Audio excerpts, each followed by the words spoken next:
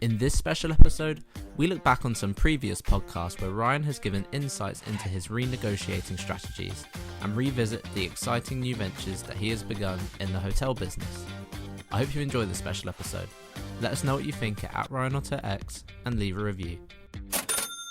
In this episode, I go deep into how to renegotiate deals. I mean, if there's deals that you've just entered into and it's terrible timing because of the coronavirus, instead of being overexposed, instead of losing bucket loads of money, instead of bleeding cash from your business, there is ways, there is opportunities where you can renegotiate those deals.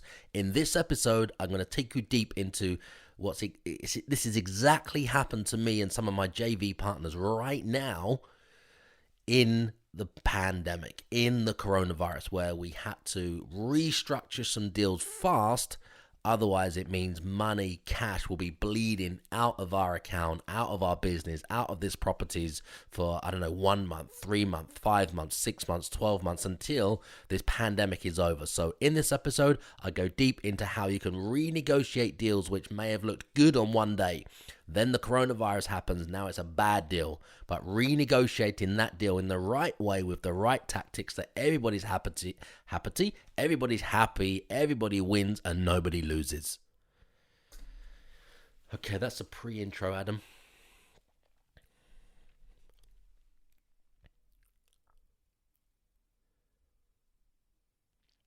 So just to give you guys a bit of background, there's some joint venture partners that I have.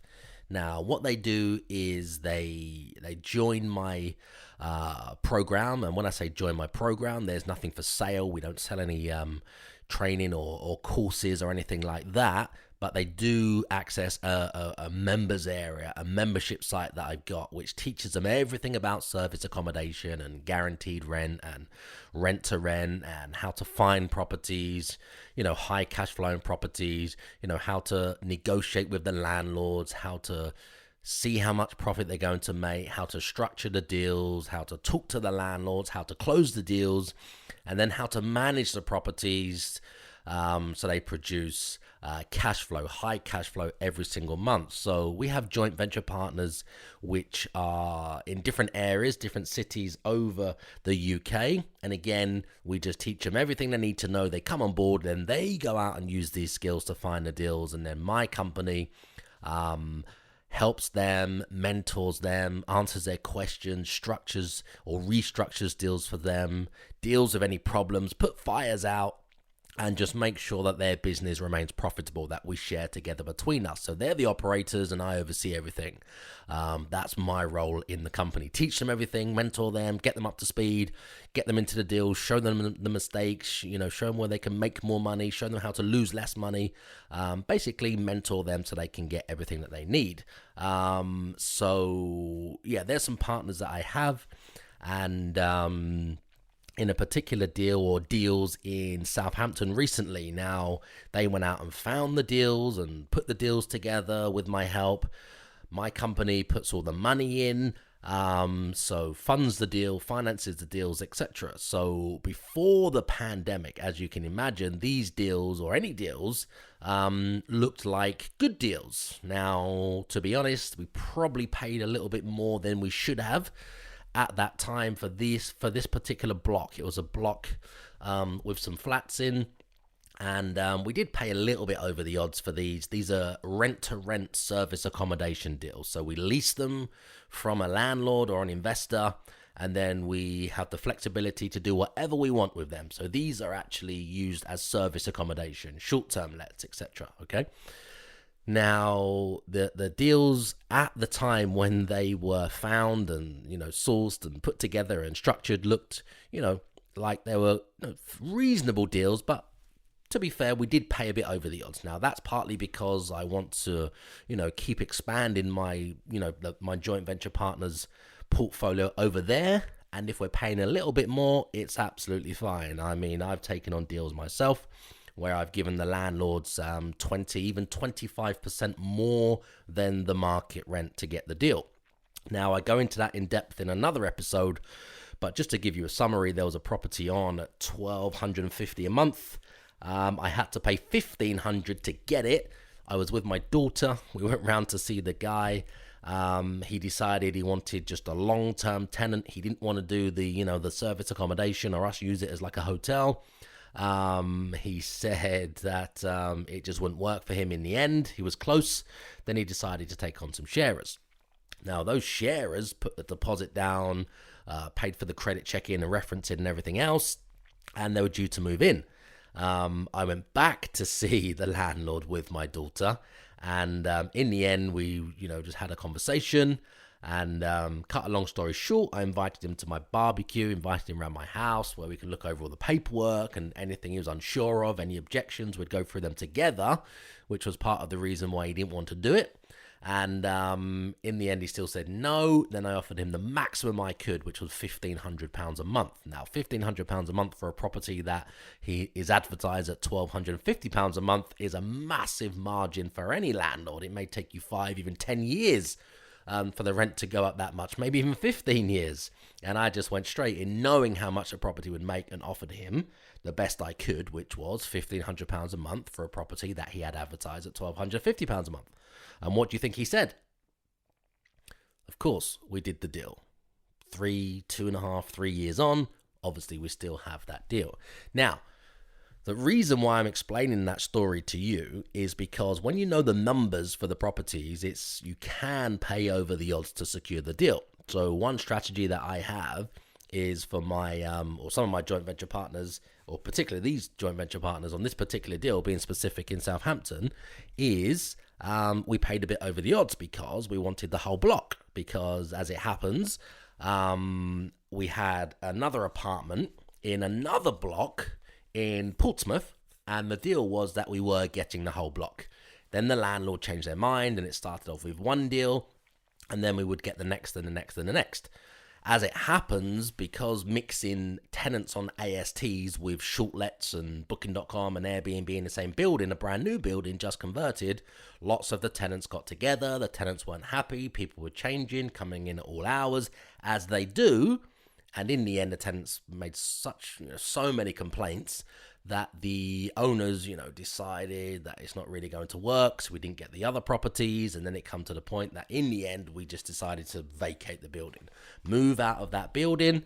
As it happens, the landlord did not give me my deposit back that I paid as well. So that's another challenge which we're working with, based on that landlord being a thief and not paying my deposit back. Even though the property was returned in the exact same condition or better, and they was completely happy, and they emailed and everything, they had cash flow problems. Their company went into administration that runs the block, etc., and they did some skullduggery. Anyway, in the end, they basically did not pay me the deposit back. So, due to no fault of our own. So we learned from that with the partners over there and decided, let's start looking for blocks of flats instead from the start to get the whole block. So then there's never people on ASTs mixed in with other people, which are shortlets or Booking.com or Airbnb or Home Away, etc. Short-term travelers like a hotel. So we found this particular property, and it was all of the properties in the building. So in the end, the landlord he's an investor. He's had them a very long time. He understands that we're going to make money on the back of his properties, and he just decided he wants a share in that profit. So in the end, we had to offer the landlord above the market rent to get all of the properties. Now, when I say above the market rent, I mean, if you can imagine, sometimes we go in around about 20% below the market rent. So let's say one property is £1,000 a month. We would normally offer in the region of about 750 based on no fees, no voids, no maintenance costs, no renewal fees, no evictions, and just no tenant finding fees. So really, that 25% reduction is more or less what they would get if they rented it through a high street agent, paid them management fees, paid them tenant finding fees, etc., plus we're guaranteeing no voids, no evictions. So when you compare that or us to a high street agent, it's much better for landlords to go with us. Anyway, now that would enable us to pay about 25% below. So this particular property, even at the market rent, we paid above the market rent. So let's say it was 1,000. We came in at this property around about probably, I don't know, 1,100, maybe 1,150. So looking at that as a percentage based on us normally getting it at about 75% of the market rent, we ended up paying about 115% of the market rent. So we're way above, but we knew the numbers, we knew the margins, we knew it was going to make money, we had the whole block. We're not going to get tenants complaining, and then obviously it causes problems further down the line because the whole building would be short lets, which is the model, so it wouldn't get confused. Anyway, we paid over the odds for this particular building. Now, what happened was before we got back to our final inspection on the property, because it needed a lot of work between us putting the offer in, having the offer accepted. This is a rent-to-rent service accommodation. I mean, when I'm talking about offers, etc., it's not purchasing. So we didn't need a mortgage. We didn't have to pay a mortgage deposit. We didn't need any credit. We didn't have to put a big mortgage deposit down in that sense. It was a rent-to-rent service accommodation deal. Okay, we rent it from the owner, and then we can do whatever we want. So we become in the position of the landlord. We step into the landlord's shoes. Okay, now when it came to, well, the landlord took a very long time to do the work. There had to be decoration, there had to be tiling in the bathrooms, finishing off, tiles needed to be done, grouting, I think some carpets, I think some furniture, which they were doing, some work outside in the garden to the block. Anyway, this went on for a long time, to be fair. It went on for about 4 months, if I'm totally honest. So the deal was ours. It went on for about 4 months. We signed the contract and everything else, which means it's exclusive. But there's a point in our contract where we go back and do a handover, a final inspection. So that means that everything that was agreed has been done by the landlord. The property gets signed off. When it's signed off, then we're responsible to, or then the clock has started ticking. So we're paying the rent monthly, etc., whether the property is empty or not. Okay, so it got to that particular point where he was about to go back for the final inspection. Now, because we'd worked with the landlord for 4 months already, we sent our contractors there, we sent our handyman there, we sent the cleaners there, everything else, doing all the bits that needed to be finished off so we could just rush this deal through, get it on for the summer, because the landlord is very, very, very slow. I mean, it'd been empty before and there was problems and they haven't done the work and they've just left it empty and it's gathering dust and it's just costing money. And we just wanted it done, dusted, dressed, styled, furnished, listed, and we can get clients in for the season, which is, well, April now, so that would have been March. Or any minute now. It would have been within about a week or 10 days ago. A week or 10 days ago, to be fair. More or less around the moment the coronavirus happened. So when we got into the lockdowns and when there was massive problems and when Booking.com and all the short-let providers are closing their doors and cancelling bookings and reservations, that was actually at that time then we were supposed to be doing the final inspection, and then the responsibility would have been ours to pay the rent regardless. Now, what actually happened was because of that coronavirus and the landlord taking far too long to actually finish everything and the property to be handed over in an acceptable condition, the coronavirus happened. The lockdown happened.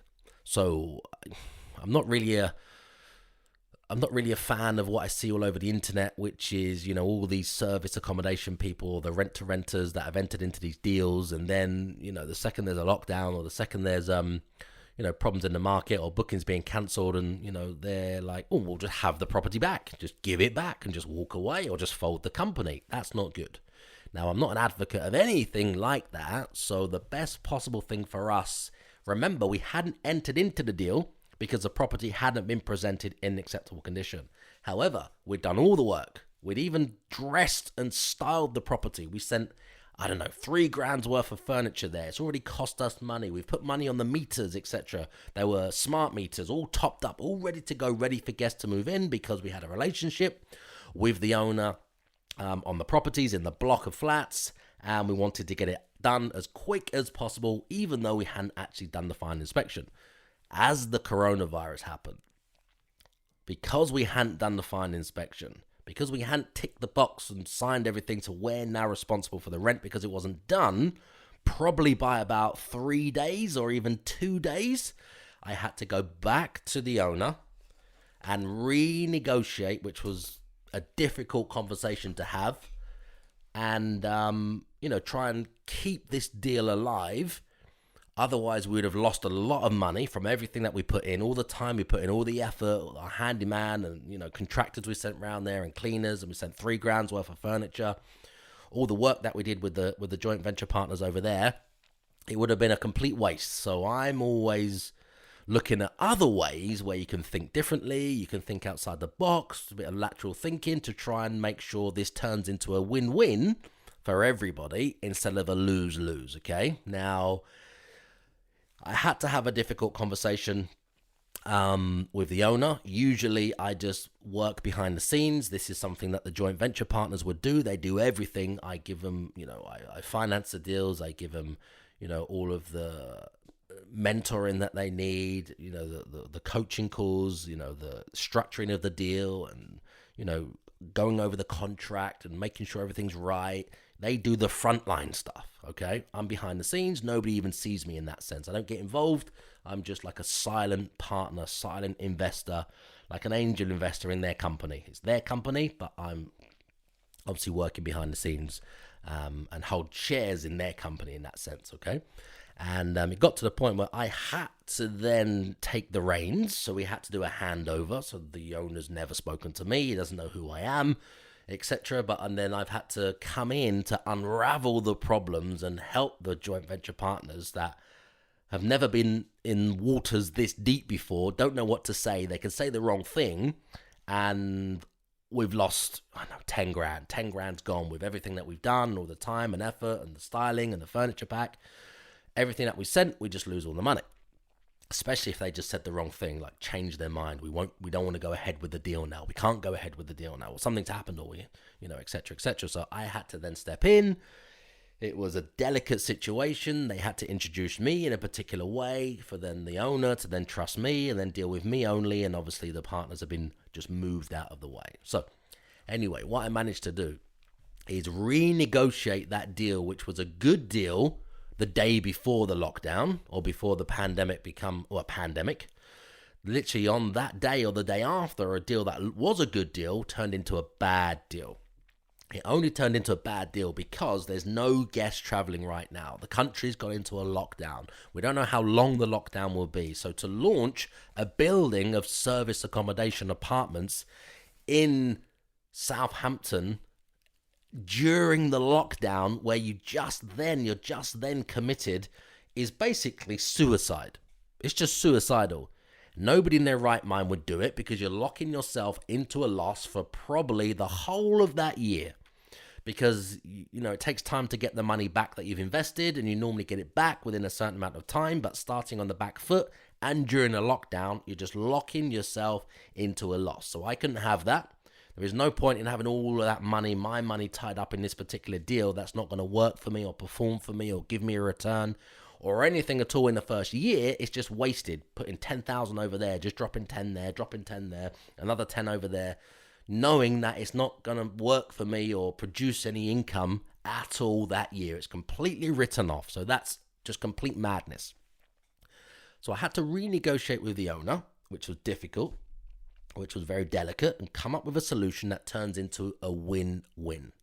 He wins, we win. So nobody loses, or a no-lose deal. So nobody loses. That's the plan. So what I managed to renegotiate is we're delaying the start of the contract. That's it. So we're delaying the guaranteed rent period, okay, which would have started right on the day that we went into the lockdown, or right on the day that it was turned into a pandemic, okay? Now, we managed to delay that for a certain amount of time because we're not underwriting any guarantees right now for rents. It's madness to start it, locking ourselves into a loss. So what we managed to do is just work together, and I came up with a solution that we would manage the property instead to start. We're going to review this every 3 to 6 months. So really 3 months is enough to review it. So instead of leasing the property or leasing the building, we're going to switch that into management instead to start. Now, what's that done for us, and what can it do for any of you guys that are in the same situation, a similar situation, Maybe you've got a bad deal that was a good deal last week. It's a bad deal this week just because of what's happened, and you may not have the funds to cover it, or you don't want to take on all that risk and that burden. There is the option for you to renegotiate that deal on better terms for everybody, okay? The landlord doesn't want to be given the property back to try and rent it now. It would lock him into a loss for, 1 month, 2 months, 3 months, who knows, during the pandemic and the lockdown. How long would it take for him to rent it? Could he get tradesmen there, contractors there, removal companies there? Can people view it? Can people even move in? Are they allowed to? Is it against the law? Who knows? The best thing to do, which is what we did, is just open the dialogue, ask the question, basically presented a new offer that the owner just could not refuse exactly now in the current climate with everything that's happening. Not taking the piss, but putting an offer like the Godfather, making them an offer they can't refuse. Now, that offer was made up of, we will find you a tenant, we will manage the property, we will guarantee no evictions. Now, there's a way that we do that without us guaranteeing the no evictions and taking the hit. And we will make sure that we charge them much lower than any other agent would charge. Then what we would do is review the guaranteed rental contract and delay the start from 3, 6, or even 12 months. So we're going to review it together, and as soon as we're past this pandemic, things go back to normal, or as normal as they can go back to, and we can operate the building as a service block of flats, then everything goes back to how it was. So we've just parked that agreement. We haven't penciled in the start date. We're just delaying it, and we're reviewing it more or less 3 months at a time and just see where the market is, okay?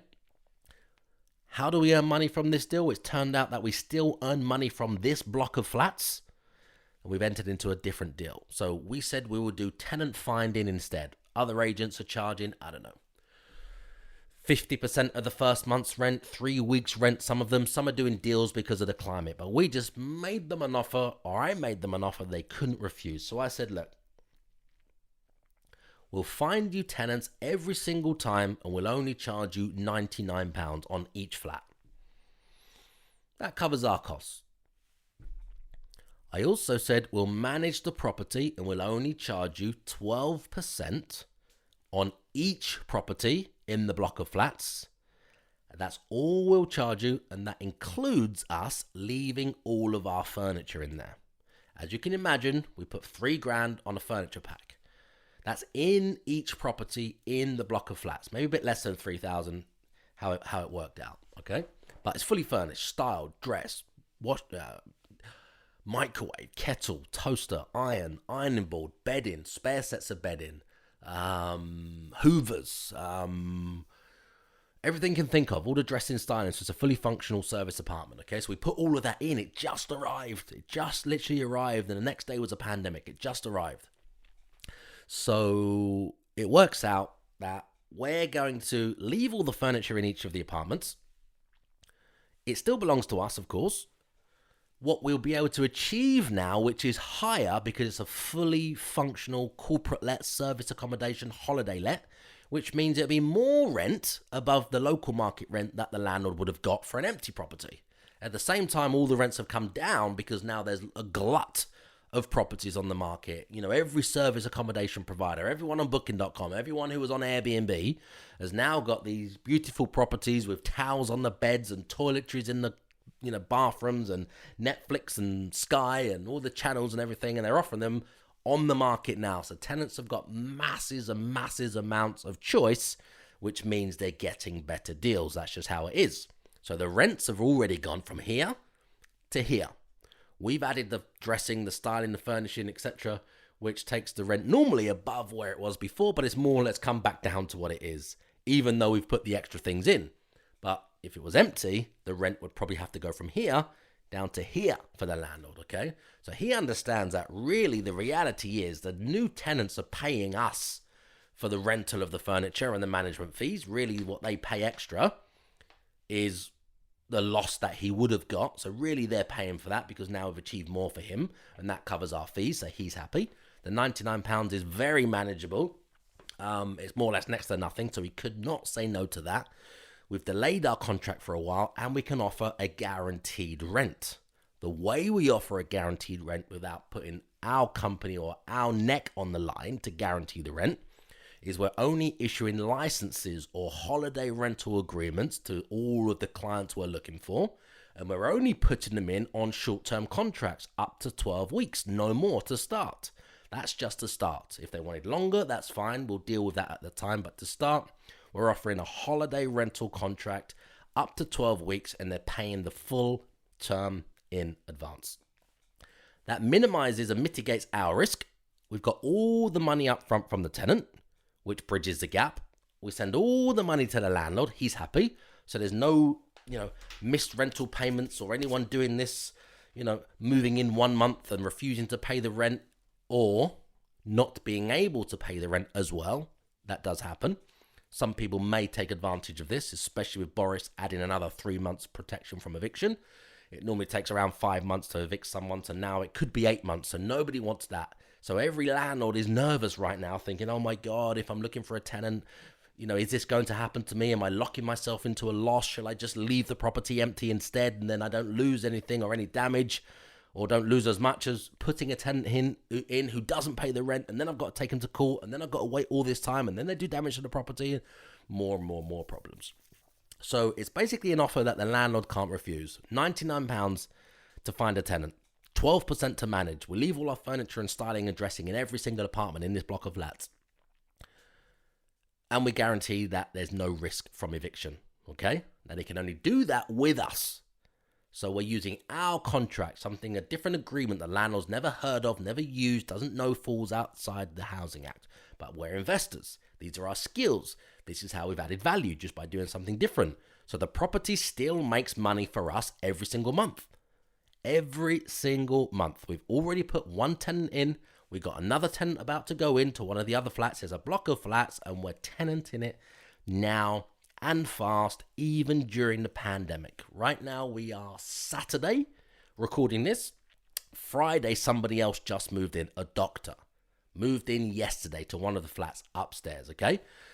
So it's just a win-win all round for the landlord, win-win for us as a company. We just get to delay things. Now we've completely minimized and mitigated our risk. We're not tying up £10,000 for, this flat, that flat, that flat, that flat, each flat in the block and to not get any money back and to take all of this risk.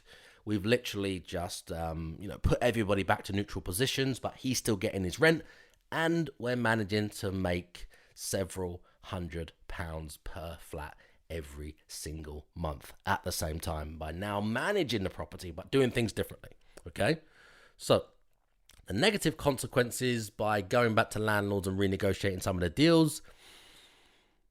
You could lose the deal. We could have lost the deal. The landlord could have said no. He could have retained all of the furniture. He could have been very difficult. He could have not let us have the furniture back. He could have not let us have access to the property. He could have just said, no, he's not doing it. Take it or leave it. And then we could have lost everything. All the hard work, all of the money, all the investment, the furniture, the styling, the maintenance, the contractors, the deep cleaning we did on each apartment. I mean, basically everything. We worked for 4 months, or over 4 months it went on for. We could have lost everything. He could have said no. Okay, so there is negative consequences you need to think about to make sure that you've put the right offer in and restructured it in the right way to make the landlord an offer they can't refuse. If I would have said 3 weeks rent as a tenant finding fee, he would have just said absolutely no way. Doesn't work for him. If I would have said we want 18% management for a short let like some companies charge, I won't mention their name, he would have said absolutely no way. Doesn't work for him. So we had to position an offer in the right delicate way that he couldn't refuse. And he didn't refuse it. Okay? Now let's think of the positive things that have come from this. There's no outlay for us. There's no outlay for me. I don't need to put any money into that deal right now. At the same time, it's not going to make any money the conventional way or the way for the strategy that we wanted to use on that property because there's no one traveling in that particular area. We're going to be launching the block in the pandemic during the lockdown. Bad news. There's no money there right now. There will be, but right now there isn't. So we've completely mitigated everything right now from the start. So we've got no risk, no outlay. We've actually turned something that would have made us a lot of money to then making us nothing at all because we're not going ahead with the deal right now or delaying it. And then we turn that into an opportunity where we're getting management fees, we're getting tenant finding fees, we're getting commission on monthly management fees, etc. And we're providing accommodation and solving the problem for the landlord at the same time. So we're getting lots of value back there, and it generates more income for the company when it could have generated zero, okay? The risk as well, we've minimized our risk, and at the same time, we get to hold on to the cash like I just said, instead of having it tied up during this pandemic. So what I mean by that is, or this episode is, when you've got this problem in front of you and you're thinking of backing out of a deal, or you're thinking this pandemic has happened and, there's no other options and you're just covered or, engulfed in fear or procrastination, the best thing to do is to sit down, to brainstorm, maybe brainstorm with somebody else so they can have new ideas, fresh ideas, and just look at it from a different angle. Okay, this was the deal, which was a good deal yesterday. Today, that good deal has now turned into a bad deal. How can this situation be turned around so it's win-win for you, win-win for the landlord as well, or win-win for the investor, or win-win for the vendor? This is, it's just transferable, this strategy, onto any deal you're looking at, or even a company that you're buying, or even a property that you're buying, or even a house that you're renting, or even a flat that you're leasing, or even a guaranteed rental contract you're about to enter into, or a joint venture you're about to enter into. The landscape has changed. The game has changed like that. The market has changed like that. So you need to adapt, and you need to adapt quick, because if you don't, you could either sink, or you can obviously rise to the top of this. You could thrive during this. You can still increase your income to your business instead of locking yourself into a loss. Pick up the phone, talk to the vendor, talk to the landlord, talk to the partner, talk to the company, talk to whoever it is in front of you, because there is ways to restructure things. Doesn't matter how far down the line you are, where you are on your journey, how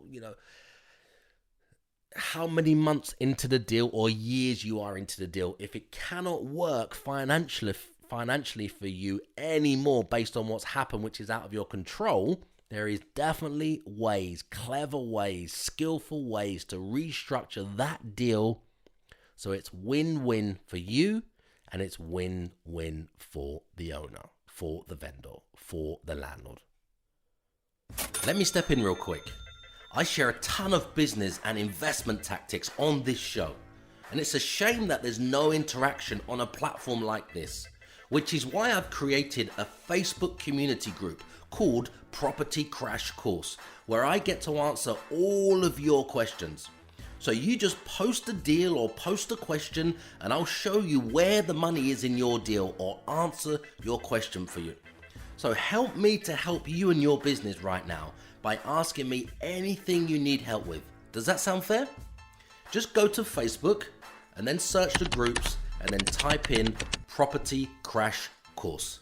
So let me take you through some real problems, some real challenges which have turned out to be some real opportunities, very lucrative opportunities right now in 2020. I mean, what are we today? Let me have a look. Okay, it's the 3rd of June. So it's Wednesday the 3rd of June. Just going to give you some real life, problems, challenges and opportunities literally I'm working through today. Okay, so let me go back a little bit before I go forward to give you some context for everybody listening. So if you've been following the podcast, you guys, my loyal subscribers, my, loyal listeners, I really appreciate all of you guys. So you guys will already know the backstory. But for anybody else who's just joined this podcast, just started listening, maybe you haven't subscribed yet, and I hope that you do. So for all of those guys that have just joined, or anybody else who hasn't heard some previous episodes, I spoke about obviously the pandemic, COVID-19, it's horrendous, it's terrible, it's, destroying people's lives. People are dying all over the world.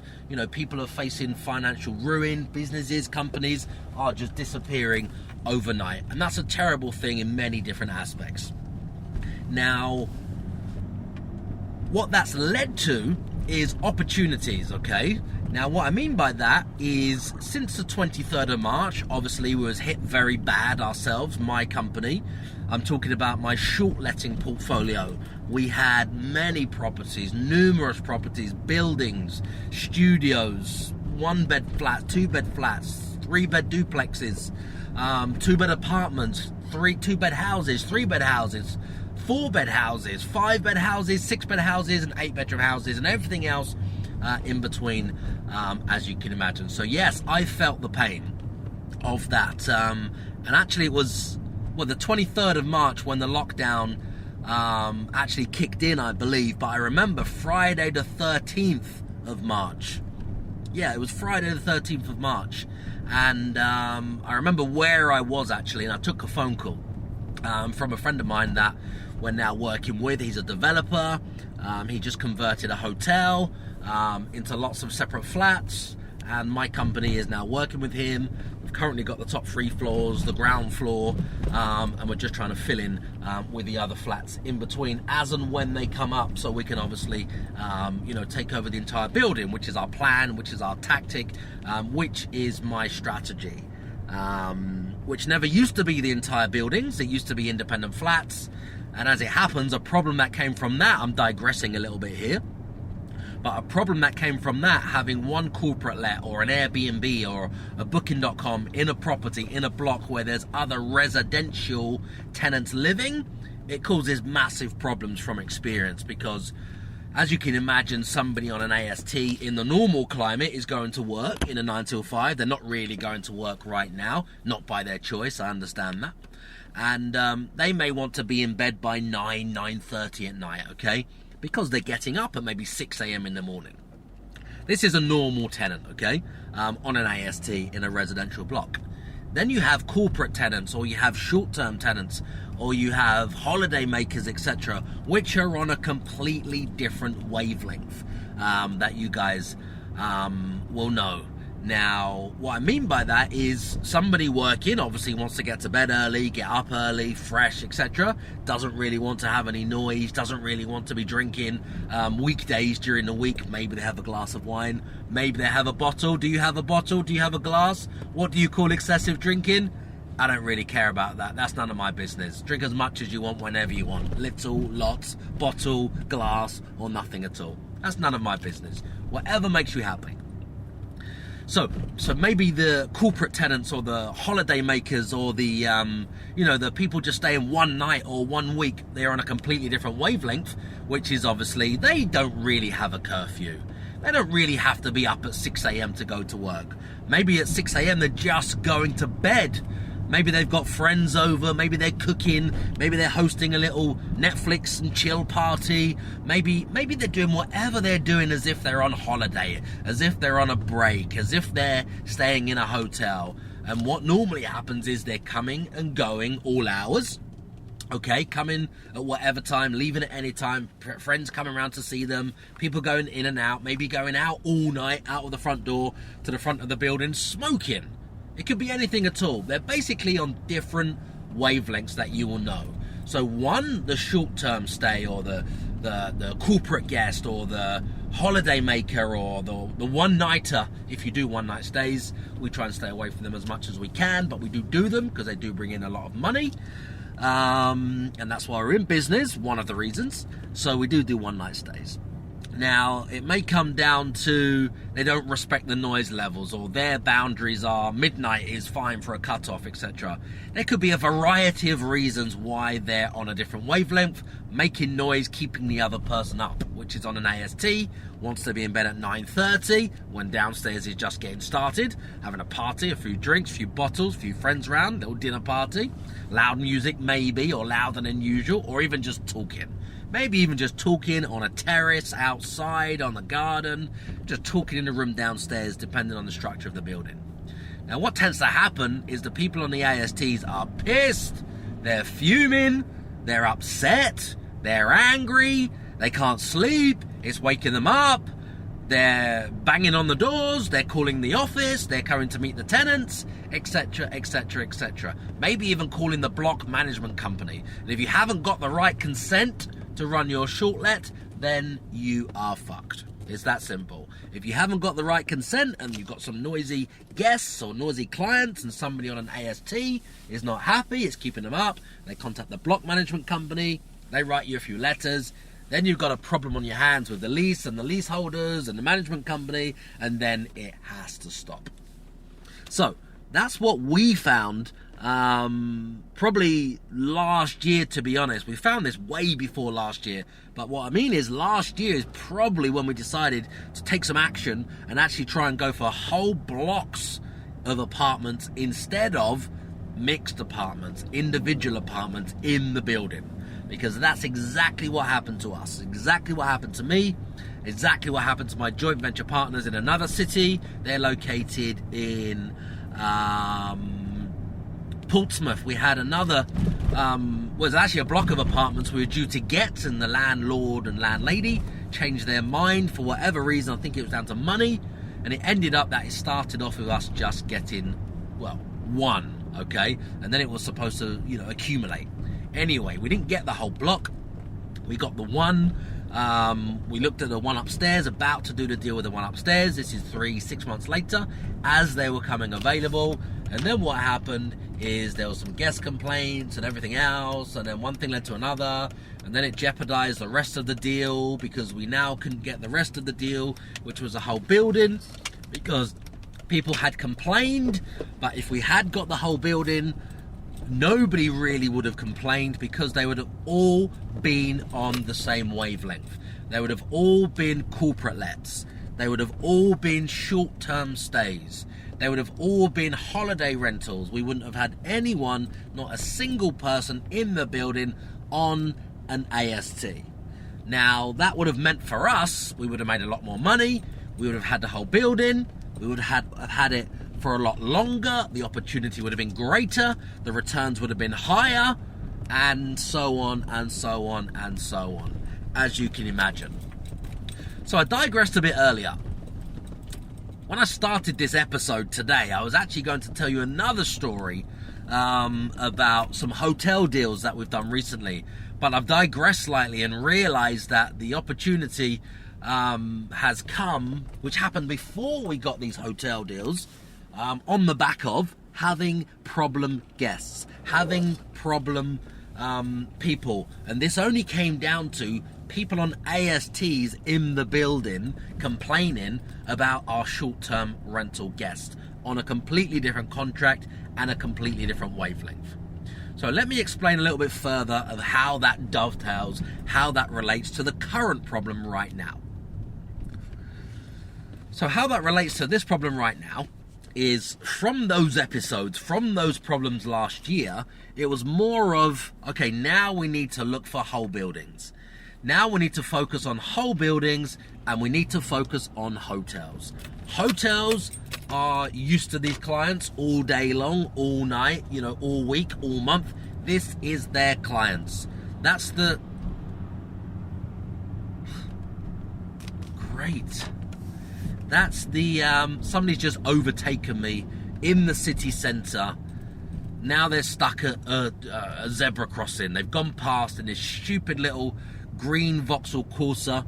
Maybe the police are listening to this. If you are, they've gone on the wrong side of the road. They've overtaken in a residential area in the city centre on the other side of the road. Their number plate is ST. Let's call them out. Oh my God, they've gone up the road. It's ST10KLJ. ST10KLJ. If you're the police, you want to look up that number plate, some erratic driving right now, 552 Brighton City Centre on West Street. On the cameras by Waitrose, have a look of what they just did. They nearly clipped somebody. They've gone past me on the outside. It's only one lane. They nearly clipped me, and now they've slammed their brakes on and stopped at a zebra crossing just in front. I don't know why they've done that. Anyway, maybe they stole the car. Maybe they're just impatient. Maybe they're just fucking idiots. I don't know.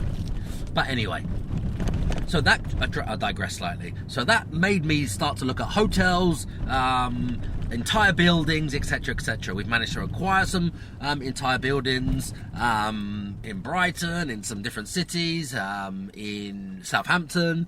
There's various deals which we're working on right now, more focused on securing the entire building. Now, how did it get into the hotel side? Now, the hotel side of this, how this dovetails, is because of needing to find more entire buildings which are used to these clients, okay, we started to look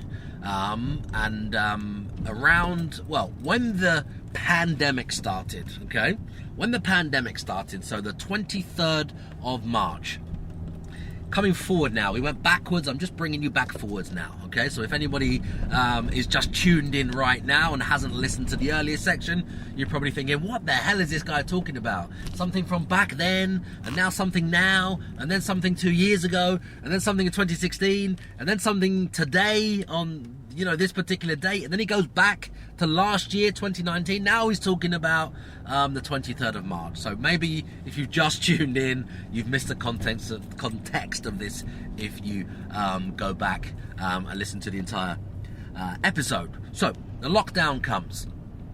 Just before the lockdown, Friday the 13th. I remember it's that day that we had dozens and dozens and dozens and dozens and dozens of short-term rental properties that were empty. Now, this just meant I was bleeding cash. Every single day they're empty, I'm bleeding cash. Booking.com, the OTAs, they're now closing and cancelling every single reservation. So every single reservation is getting cancelled. A whole calendar, a whole diary, the whole of the summer, hundreds of thousands of pounds of booking is gone. It's gone, okay? It's completely gone. Now, obviously back then, you know, Friday the 13th, I made some decisions, made some plans, put some things into place, had to do things differently, had to adapt the model very, very, very fast, or it's going to be completely empty and I'm going to lose, you know, hundreds of thousands of pounds in voids, in still paying fees, still paying rents, still paying mortgages, still paying lease premiums, you know, still paying people, still paying utilities for empty properties and rents to landlords as well on empty properties. So we had to move fast, we had to move quick.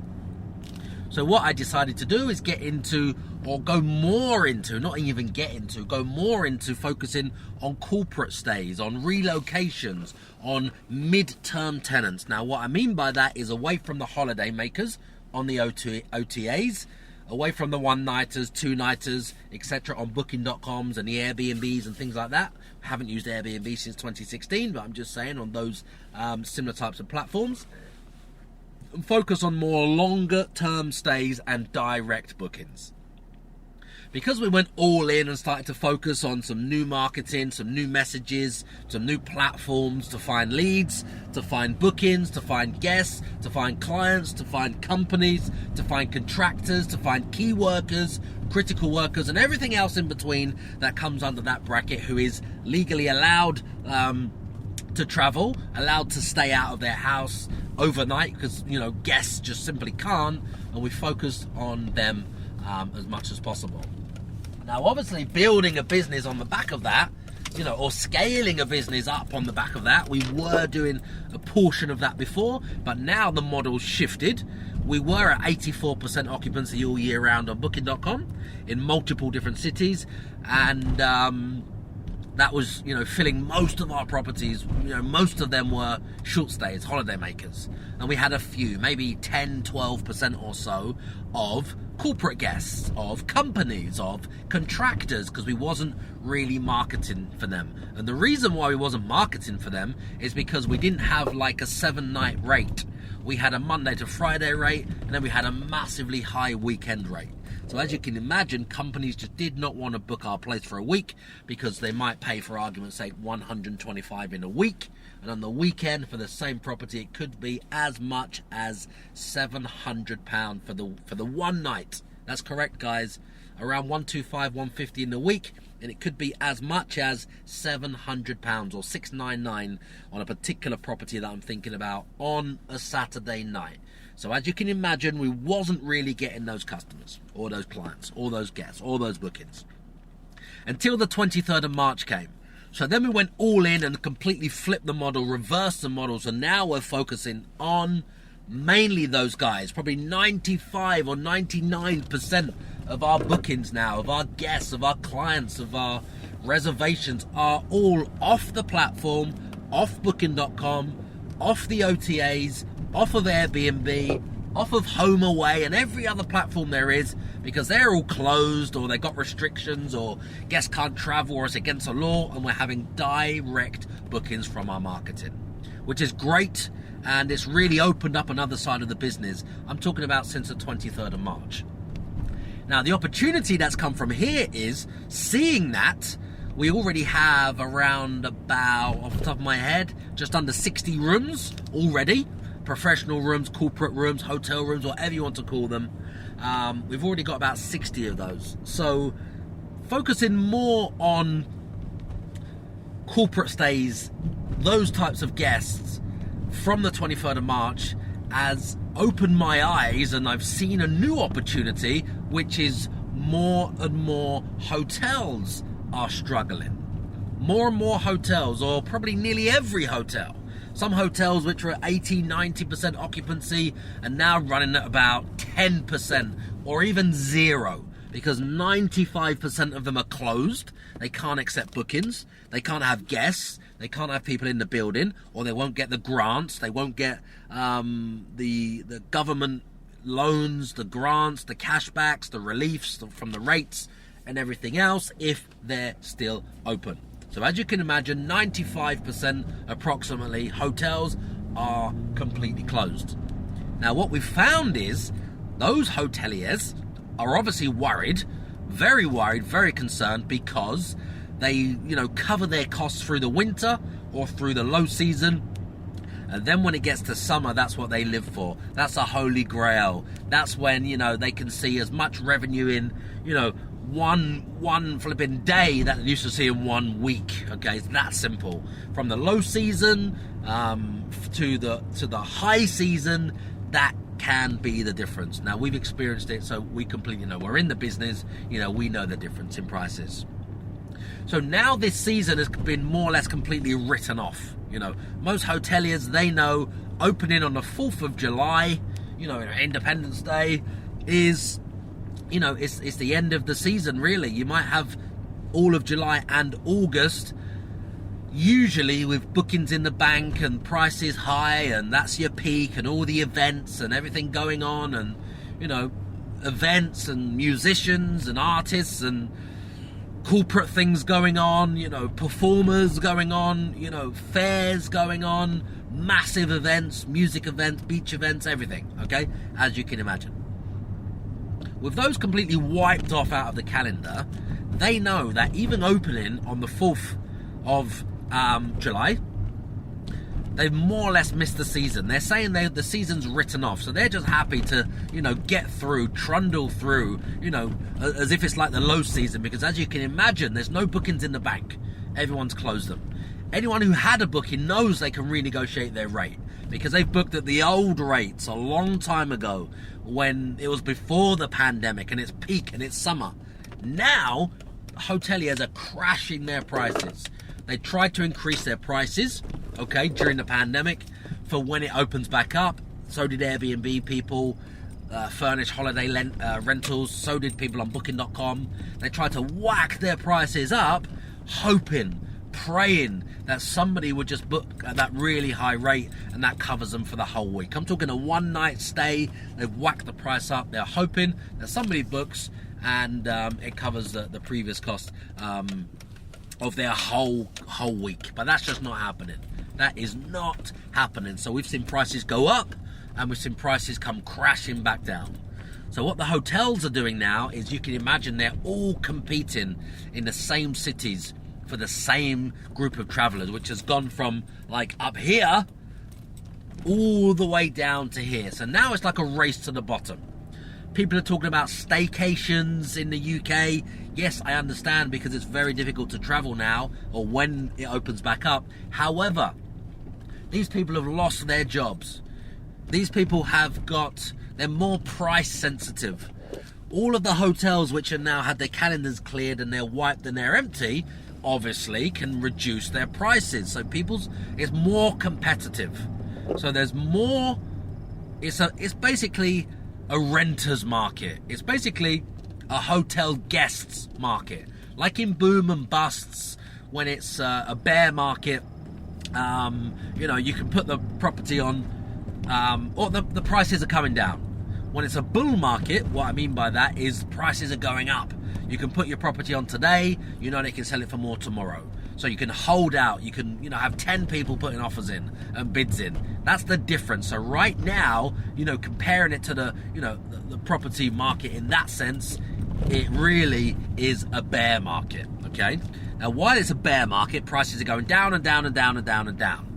People can negotiate better deals, better rates, better facilities, upgrades on rooms, and everything else in between that you can imagine. I can go on and on and on and talk about this forever.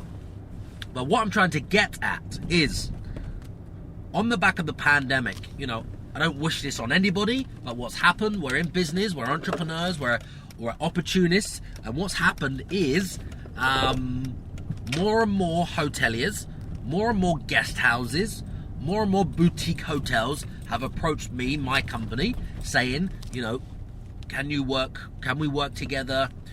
Can you lease some rooms? Can you fill some rooms? Can you lease the entire building? Now, I'm happy to do any or all of those three. Lease rooms and give them a guaranteed rent for people in the hotel business that are struggling to fill them, especially from the 4th of July. Do a joint venture with them to help them fill the rooms. Completely happy to do that and work on that basis as well. And then lease the entire building. Completely happy to do that as well. That is our business, okay? So what transpired from this is I was approached by somebody who has some very large buildings. They actually accommodate 70 guests, okay? Now, it's been a while negotiating these deals, putting the deals together. The numbers are very difficult. It's very complex, the negotiations, working with this particular guy. He's a very sharp, very shrewd entrepreneur. He knows, basically, he's similar to me, okay? Because he's similar to me, it's taken a long time to negotiate, because he asked for something here that he needs, and the way for me to give him that, which might be more money he's asking for, is for me to do something else over here to offset. We can give you more money, but we would also need this. So absolutely no problem paying that 10,200 that you're asking for, or the 16,200 that you're asking for over there. We've got no problem doing that, but we would then just need this over here, which might be an initial rent-free period. It might be an extension on the term. It might be some better favourable terms. So we're just balancing things out. He needs to get to that figure. I'm happy to get to that figure. It's more than we wanted to pay, but we would need something over there, which is this thing over here. Or you need to include the cleaning, or you need to include the linens, or you need to include the laundry, or you need to include the restaurant, or something like that. Or the dining room, something like that. Okay? So working together is taking a long time. Now, obviously what I've done, which I always do, maybe it's a bad thing, maybe it's a good thing. Sometimes it works out, sometimes it backfires. Okay? So what I do is, when I found the deal, when you've had the handshake and you've structured, you put it together, you've done the handshake, you've just got to finalize a few little bits and bobs. Okay? So the deal is basically done. We've both decided we want to do the deal. We've both decided we're doing the deal. We've just got to iron out these terms, okay? It's taken a very long time. Now, because of the length of time that is taken, obviously what we've done is use the building, raced ahead, found some guests, found some bookings, found some corporate stays, found some people that want to come and stay for 28 nights to 3 months, okay, 12 weeks. And then we've taken, reservation fees from them, etc., etc., etc., because they're checking in. And then the building wasn't ready. Then the building can't be launched. And then there's a complication with the grants and the loans and everything else from the government. So it's turned out that the buildings we were going to place these first batch of guests into now can't accommodate them, or it's been delayed for about 4 or 5 weeks. Okay.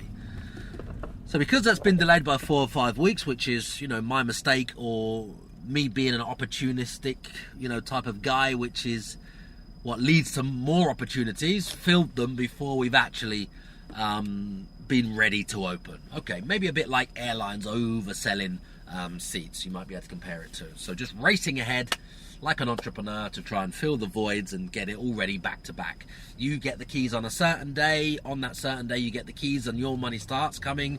You don't want to have, or I don't want to have, a massive void. So I've filled as much as I can, as quick as I can, whether it's 1 guest or 70 guests, ready for that launch day. Now, obviously, because that backfired, it's not ready. We haven't even completely finished ironing out the terms of the deal of the lease. It's now meant that I have somebody checking in today, as it happens, the first one today, and the building isn't ready. Now, the options are call the person up, talk to them, say to them what's happened, and just, accept that loss, accept that failure. But now somebody hasn't got accommodation. Now we've got to give somebody the bad news on the day they're due to check in that they can't actually move into this. This is a hotel suite, by the way. This is an en-suite, luxury, high-end hotel suite. Now they can't move in. Up until yesterday, I still didn't know if this was going ahead or wasn't going ahead. And as an entrepreneur, it's gone all the way to the wire. And now it gets to today. And now we know 100% it won't be ready. They can't check in. So it's either call them with the bad news and say we just can't accommodate you, offer them something else, which will probably be more expensive because these are hotel rooms that we're selling at the moment, en suites, or find them something else. Now, I prefer the finding them something else.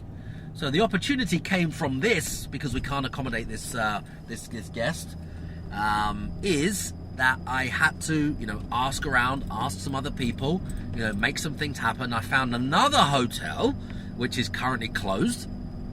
Found the person who knows who the owners are. It's actually a friend of a friend for this particular hotel. Obviously, they made the introduction. And what came on the back of this is that I was introduced to them. They've got a hotel. It's a very large hotel. They've got lots of rooms. And it turns out that I spoke to them today, had a meeting with them today, and we discussed what they'll be looking for. We discussed how we can work together. We discussed some deals that we can do on some rooms that we can rent, some rooms that we can lease, some whole floors that we can lease in their building, because they're not looking at leasing the whole building out. So we can do some deals on rooms, whether we lease them or we just fill them and do a joint venture. So on the back of massive problems that I'm having right now in my business, massive challenges which are going on right now, there is always opportunities in there. There is always opportunities to be found when you're faced with your biggest and largest problems. When it hits you in the face, it's either, tackle it head on or just completely walk away from it and accept that loss. Now, sometimes you do have to just accept the loss if it can't be fixed. Most things can be fixed or worked out, I believe. There's always a solution, I believe. I stand by that. So yeah, on the back of this, it's turned out to be a massive problem, massive challenge, which was at the start, which is the pandemic, which led to us, flipping the script. Instead of being 10, 12% on corporate bookings, and the other 88% on booking.com and everything else and short stays, we've gone the opposite. So now we're all in on corporate stays, on direct bookings, on finding guests and clients and, relocations ourselves. And now that's turned to be working very, very well on the back of the pandemic. We could have gone bankrupt easily. I mean, how long can you have, dozens and dozens of properties empty, costing you money? I don't know how long you guys could cope or how much money you would want to put in to prop that up, because you never actually get that back. And this was without taking on a single grant, without taking on a single loan, without taking a single bounce back loan, without taking, so this is used, or the company itself would have to prop it up with its own bank balance, with its own cash flow on lots and lots and lots of properties at the same time for what, 2 months, 3 months, 4 months, 5 months, however long this goes on, okay? So the opportunity came by, switching the model, reversing it, and then focusing more on the suites, the relocations, and then finding more hoteliers, and then one introduce you to another one, then that one introduce you to another one, and that one introduce you to another one. And right now I can say there's probably 1, 2, 3, 4, 5, 6 hotels that we're now friends with. These are the owners of the building I'm talking about, that we're now friends with, and now working with. We're now providing solutions, with filling their rooms, with finding them bookings, with, giving them corporate guests, relocating our guests into their buildings, and so on and so on and so on. There's one particular building we're trying to take over the whole entire building on this one building. And then there's 2 other buildings that we're just finalising some contracts now, which is 2 other buildings that can accommodate 70 guests. So when you're faced with your biggest problem, your biggest challenge is, thinking differently and just going all in and going deep as much as you can and just tackling it head on and thinking outside the box, and it can be unraveled. I love unraveling these big challenges. I love unraveling these big complex issues that most people just walk away with. And I think that's the difference between being in business and succeeding and thriving in the economy right now, which we are. We actually got the keys to 2 other properties today. That is the difference between the ones who make it and come out the other end stronger, and that's the difference between the others who completely just roll over, take the loss, shut their company down, wind their business down, and all of maybe the depression that comes with it, all of the problems that come with it, all of the heartache, the confidence, the self-esteem, that gets torn away, ripped away from you, because when you're in business, it is your confidence, that business is your baby, the income, the customers, the relationships that you have from it, all of that is, I would say, linked to your, many people's self-esteem, many people's confidence. So when that gets ripped away because of what's happened now in the pandemic, some people, some companies will never, ever bounce back from that. And I just don't want that for any of you guys. Hey podcasters, it's Monday morning right now. I think this episode I'm recording right now is actually going out right now today on Monday. Now, that's because business is tough.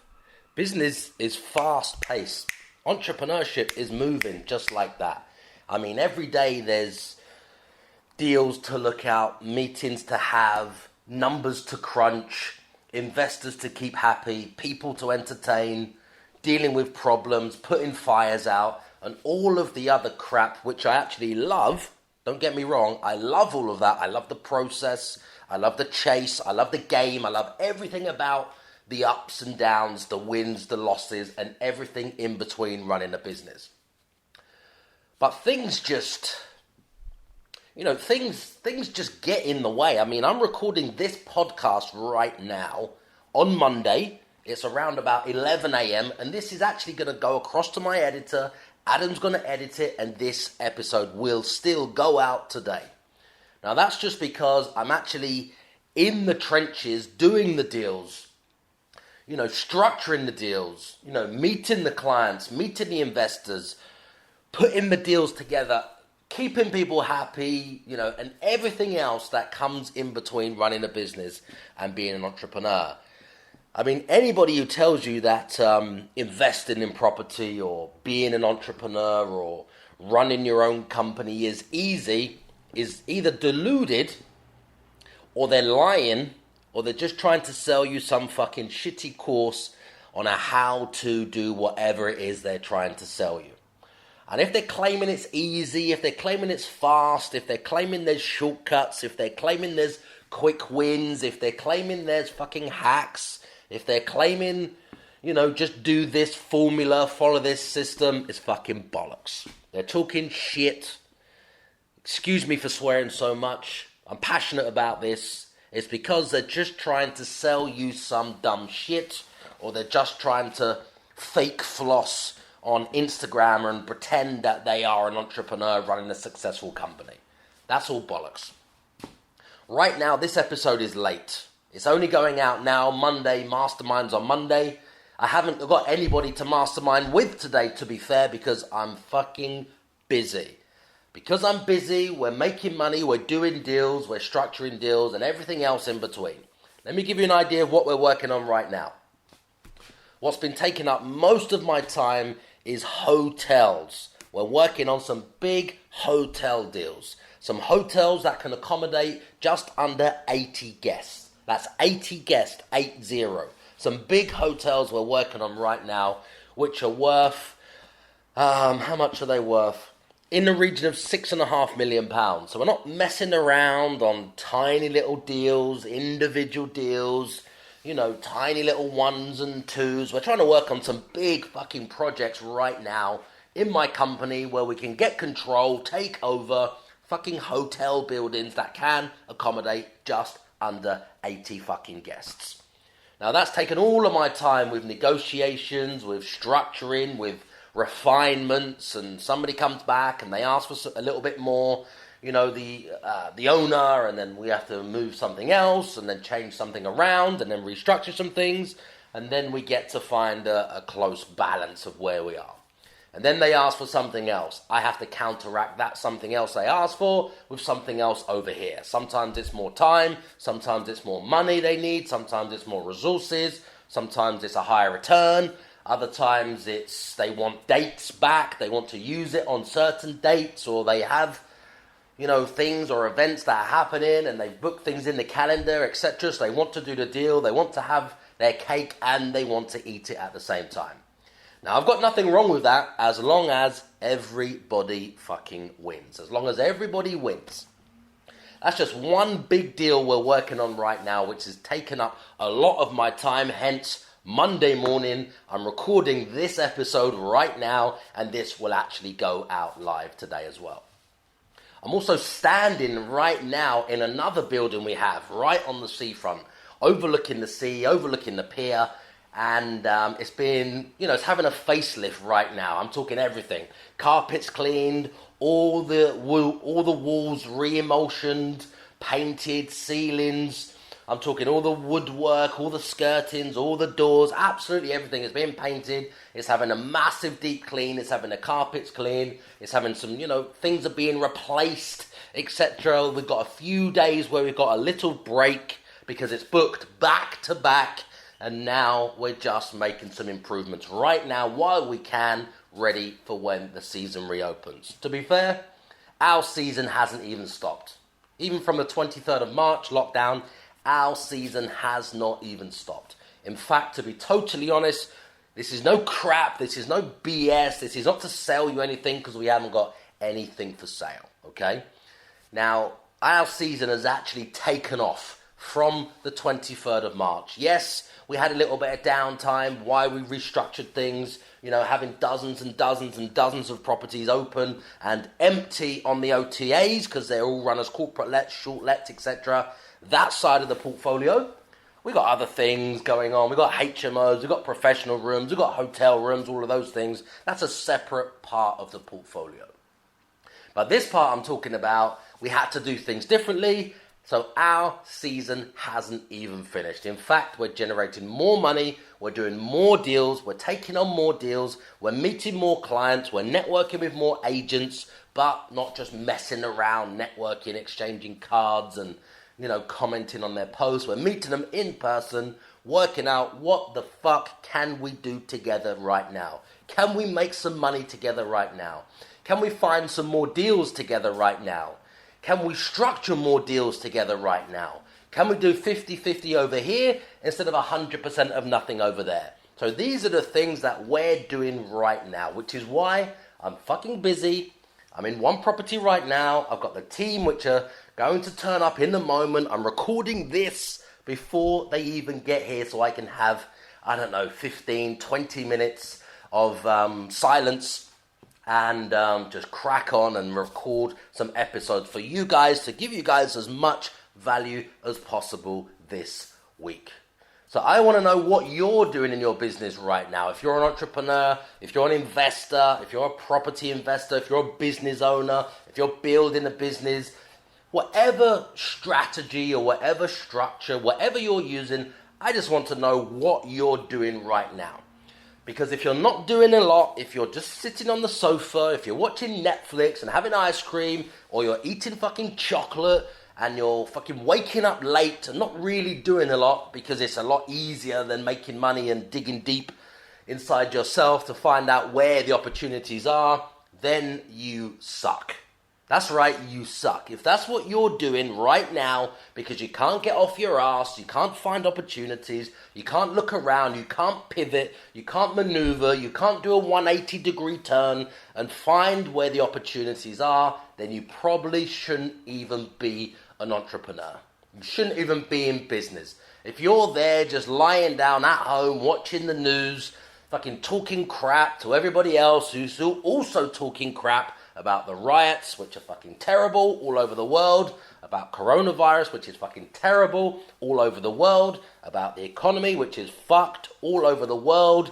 If you're one of these people that's just talking crap and not doing anything, then you don't deserve to be an entrepreneur. You don't deserve to be in business, and you deserve that L above your head or on your forehead. Have that shit tattooed on your forehead.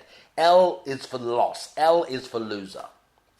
Now, I don't want anybody listening to this podcast, my podcast, following my content, anyone who subscribes, anybody who listens to these episodes. I don't want anybody to be feeling like that. I don't want anybody to be losing.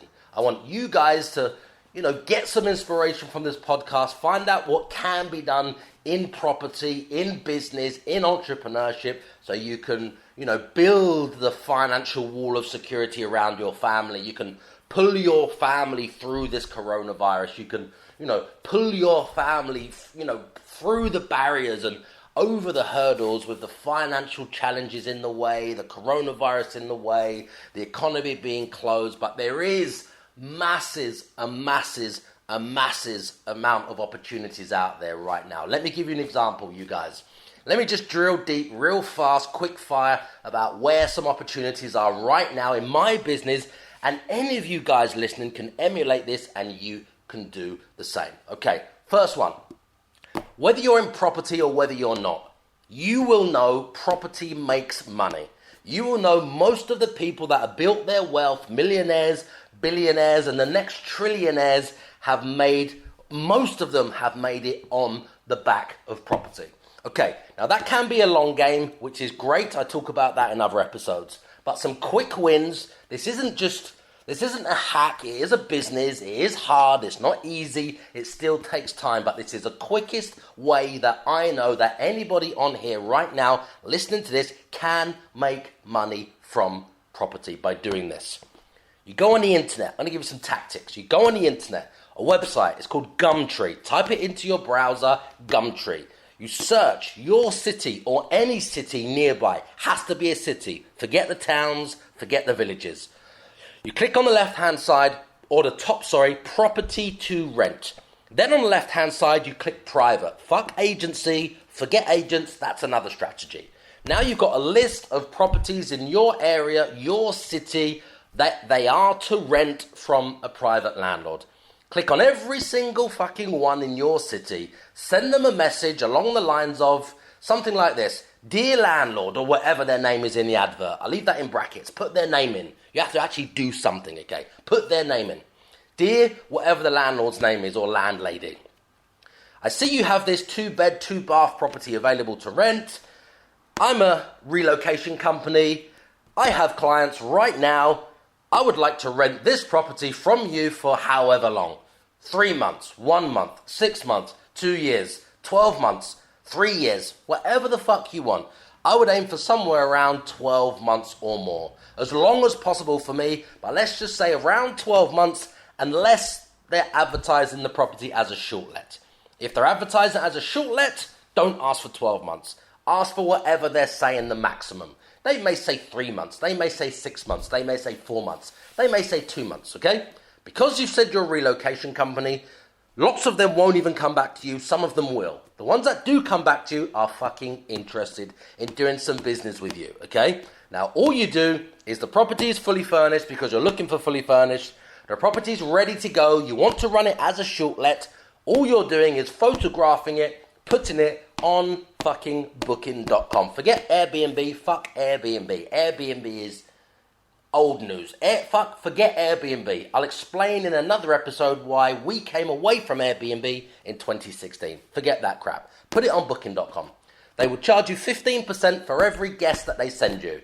Would you exchange £15 for £100? Would you give £15 for £100 back? If you would, put it on Airbnb, booking.com, Forget what everybody says about booking.com's fees. They will charge you 15%, that's it. To send you £100, you're paying 15. To send you £1,000, you're paying 150. To send you, you can do the maths. You guys can do the maths. And they will keep a constant supply of guests coming to your property every single month. Now, this is how this works in a bit more depth. Every £1,000, this is a rule of thumb, that we spend on rent, which is what you will find on Gumtree, fully furnished properties that you contact these landlords or landladies. Every £1,000 the rent is advertised at, we collect £3,000. So we pay the landlord £1,000, we collect £3,000. Now, if you're wondering, how can I do this? Is it a lot harder than it seems? Yes, it's a business. No, it's not easy. But if you want to replace the average salary right now, because you can, because there's a massive amount of opportunities in the market right now because these properties are fucking empty. The landlords and landladies are nervous. The OTAs like Airbnb are just not working. But there is ways to make it work. And I want to share those with you guys, okay? Remember, there's nothing for sale here. I'm just trying to help you guys. So all you need to do to find out more about this is go across to my website. I'm trying to think what it's called now. God, dear. I have a mental block. Bear with me 1 second. I have an ebook which I created. Don't worry, it's completely free, and it will share the tactics that you need right now to profit from property, from this particular strategy right now in fucking June 2020. So all you need to do is go to my website. I've just remembered the link. It's called www.ryan-otto.com. As you scroll down, there's 3 giveaways. There's 3 things that are completely free. It's 3 sets of training. The first one is called Property Crash Course. That will take you deep into lots of things related to property. Have a look at that. There are tactics that work right now. The one I'm sharing with you guys right now is the second one down. It says something like how landlords can increase their rent by up to 199%. That's the one you want to click. You just click it. You listen to the video, watch the video, put your name in, put your email in, and I send you that shit straight away. It's completely free. There's no upsells. There's nothing at all for you to buy. It's an ebook. It's 64 pages. I'll take you deep into this particular strategy that works so you can rent a property from a landlord. Every £1,000 of rent you pay, you get to collect around £3,000 revenue every single month. Now, why am I giving this to you guys? Because I care about you, to be honest. There is nothing for sale here. It helps me build my brand. It helps me give value back to the community and reciprocity. Maybe one day you'll find some deals, some bigger deals that you can't actually do. Maybe you need funding. Maybe you need a joint venture partner. Maybe they're out of your comfort zone. Maybe they're not in your city. Maybe you don't have the money. Maybe you just want to partner with someone that has done hundreds and hundreds of these deals. Then you will think of me for helping you, giving you the start so you can get going right now. Then you'll come back to me and we can make some money together. It really is that simple. So go across there now, ryan-otto.com, scroll down, there's 3 videos, 3 different sets of training. Shit, take all 3 if you want, but get the ebook. Get the free ebook, okay, 64 pages. And then let me know what you think. Find me on social. Leave a review on this podcast. I mean, fuck, I deliver these podcasts to you guys every single day, showing you how to make money, how to build your company, how to, invest in property, how to be a better entrepreneur, how to make more money and grow your team and scale your company and everything else. All I want you to do, guys, is just send me a fucking review. Would any of you fuckers just send me a review on here, on Apple Podcasts? If you like this shit, if you got any value from this episode, these episodes, if this helps you make more money, I'll keep sending you podcasts for free. Well, just give me your 5-star review and a rating. Have a good day. Happy Mondays. He's a #1 Amazon bestseller. He's an NLP manipulator. He's a property course seller. He's a Lamborghini driving multi-millionaire property guru. Forget that same old boring I am me narcissistic podcast format, because nobody gives a fuck. This podcast is all about you. So I'm taking these few seconds to thank you for subscribing, to thank you for leaving your 5-star reviews, and thank you for sharing this show with all of your friends.